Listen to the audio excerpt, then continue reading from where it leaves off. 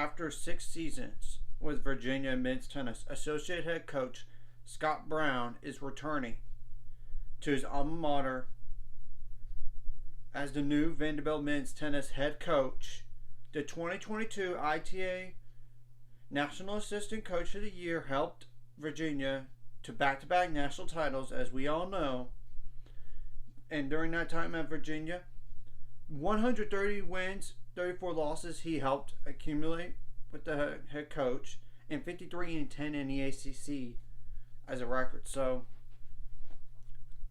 I'm going to say this to Vanderbilt right now. You got a good one for sure. Of course, it's a little bit of a risk when he's never been a head coach before, but I will also advise you've got to be patient with him, because it takes time to build a program back up. And I don't know about winning the conference, because it's going to get more complicated, as we all know, when Texas and Oklahoma join the SEC officially in 2024-2025 athletic year.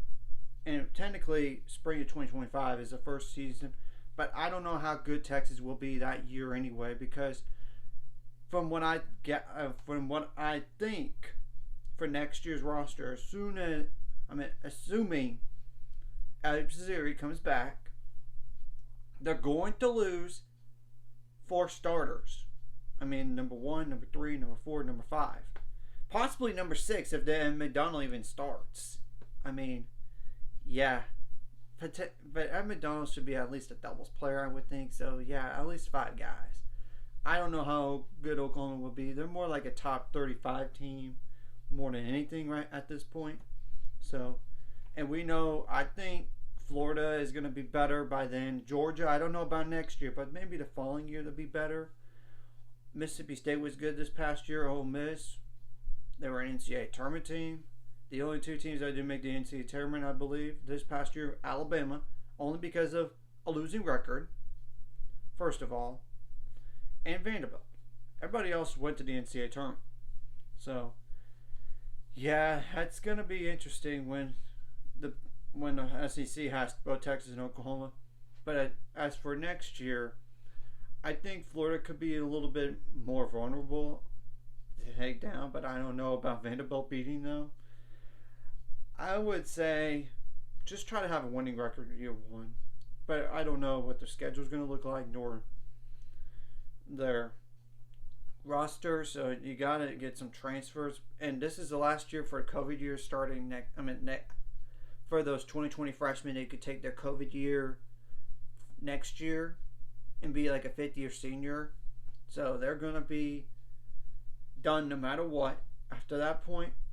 Maybe like an Ivy League for one more for those Ivy League players. They didn't play that 2021 season, so technically they could move on and play somewhere else for a year or 2, depending on the circumstances. They couldn't even play. As we all know, Ivy League schools, and of course military schools in general, don't do COVID years. That's the only ones that don't do it. Everybody else does. So I'm just saying that as a reference. And of course, you got to get recruits as well. So it's going to take time. So be patient. This is a good hire. We'll have to wait and see how he does. Anyways, if you like this content, like and subscribe and see you guys later. 500 subscribers, we're on the road to it. Let's go.